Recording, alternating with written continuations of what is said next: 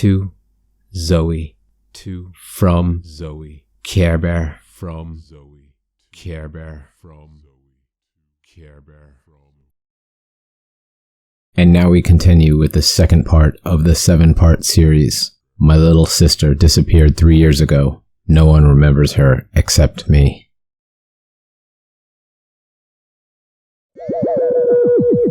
Finding yourself in the talons of an owl and the shadows of the forest moonlight, it's a gruesome affair.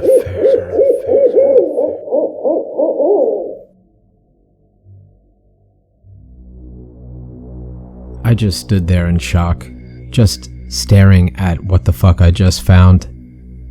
Staring at the embodiment of all the questions that just arose, but no answers. If she existed, then why does no one remember her? Why am I the only one who remembers? Where the hell is she? Why is this teddy bear here?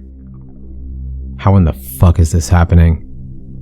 Where is everything else of hers? Why is any trace of her at home gone? So many questions, but no fucking answers. My hands gripped at my head as I dropped the teddy bear. My head was splitting open with a headache.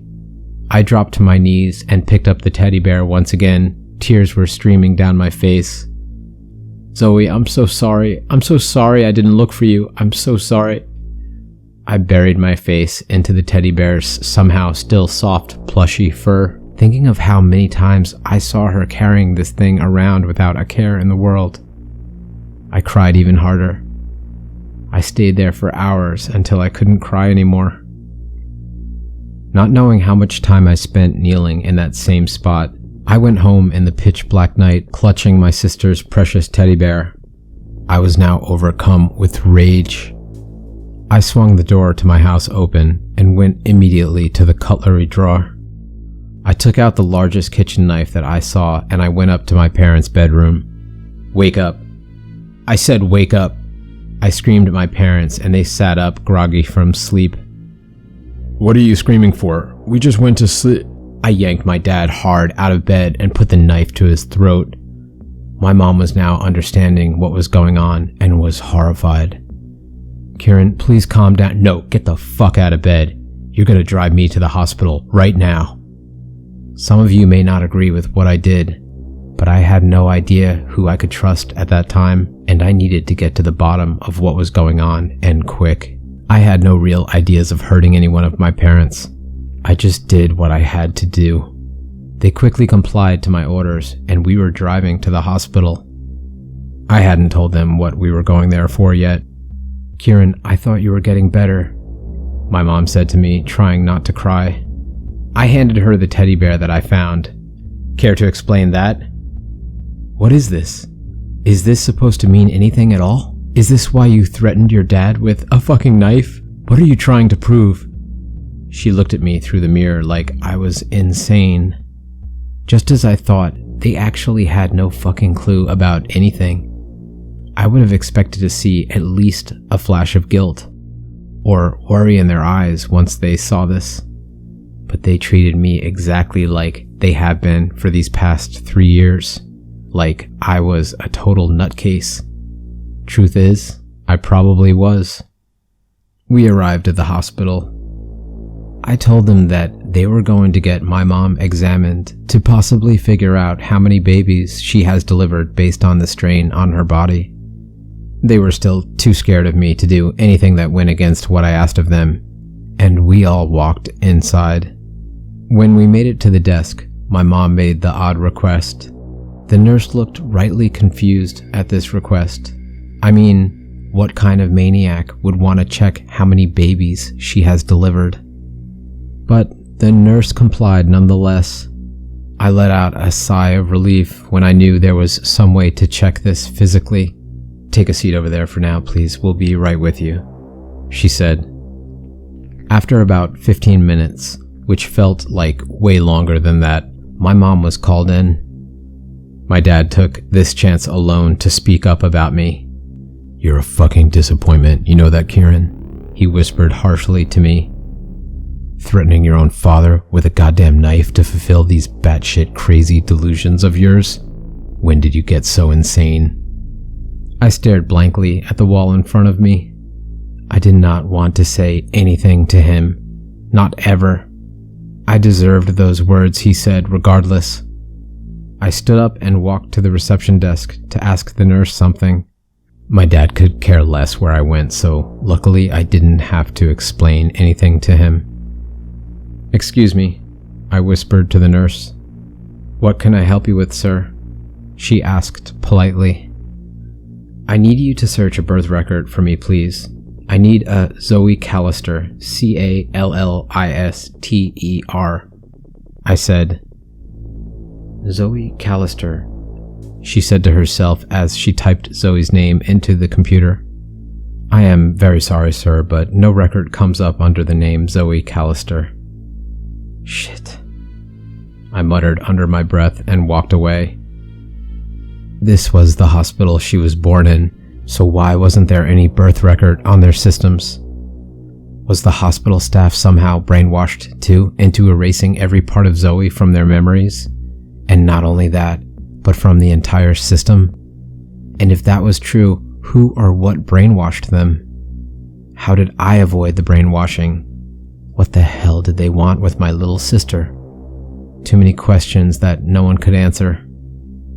After another long wait with my dad, who hated me, my mom showed up again, and she looked very shaken up by something. This piqued my interest. "So how'd it go?" I asked her, extremely impatient to get a response out of her. "Let's go to the car," she said hurriedly. When we got to the car, she was shaking. I knew she was about to have some good news, for me at least. I once again bombarded her with questions regarding the examination they performed on her. "They said that I've possibly given birth to more than one child." She finally snapped at me. "I fucking knew it," I said with a laugh. But in reality, this was filling me with more questions than imaginable. I knew I wasn't crazy. My mom and dad both looked at me like they have before, scared and disgusted. But there was a new look. Disbelief. That was progress. "Listen, Mom, Dad, this teddy bear I found belonged to Zoe, your daughter, my sister." I pointed dramatically to the teddy bear I was holding in my hands. "I got this for her on her 5th birthday, remember? Look, I even have the tag which proves it." I showed my parents the to and from tag I found last night. "Neither of us have seen that thing in our entire life, Kieran. You have to stop with that whole little sister thing. There is no Zoe, and there never will be," my mom snapped. "This whole hospital thing was most likely just a mistake. There is absolutely no way in the world I have given birth to more than one child. I'm sorry, Kieran, but please get out of the car." I looked at my dad, for some reason expecting some sort of support out of him, but he just stared at me with that same disappointment and disgust in his eyes that has always been there. So, no progress with my parents believing me, but I may have found proof that my mom actually gave birth to Zoe, and I am kicked out of the house, for now. I took out my phone and called Noah. It was pretty late, so when he answered, it was pretty clear that I woke him up with this call. "Hello? Hey dude, sorry to bother you, but do you mind if I come over to stay at your house tonight?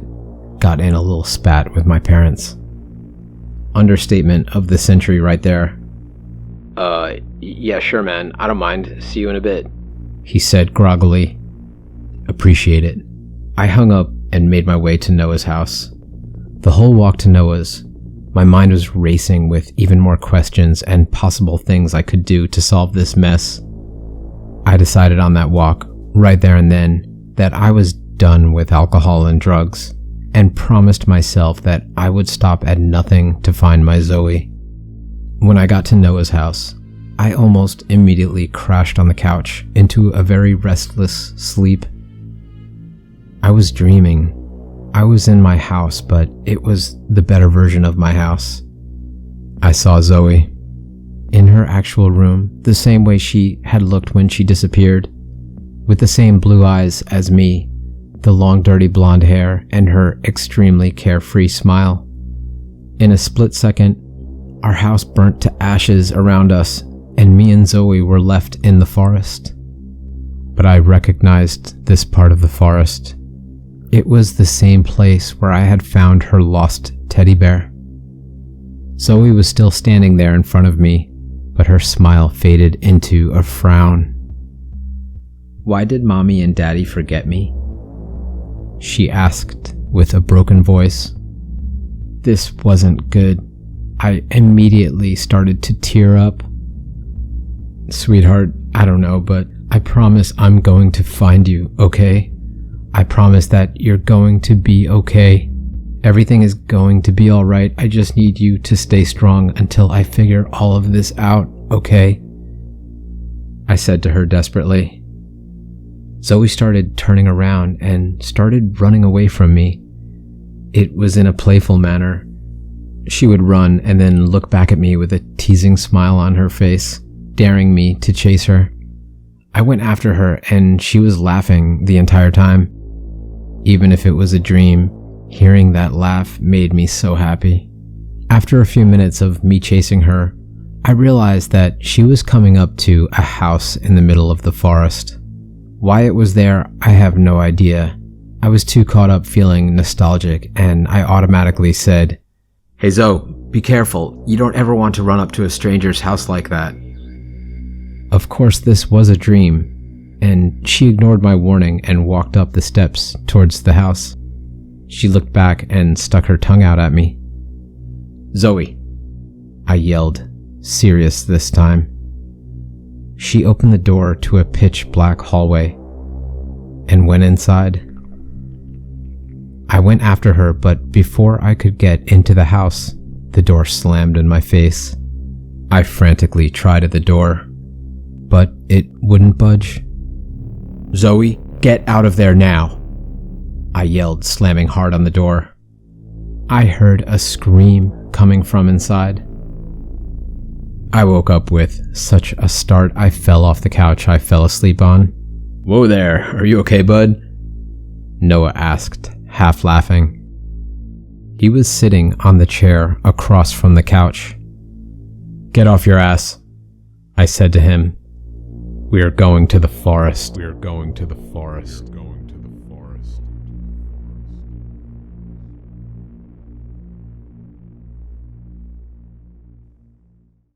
To my forest friends, thank you for listening to another tale. I hope you enjoy these horrible stories as much as I do. If so, please rip at the like button and scratch a comment. And be sure to subscribe so we can visit here on the Smoking Owl Tales channel next time. And catch you on another night very soon. And catch you on another night very soon.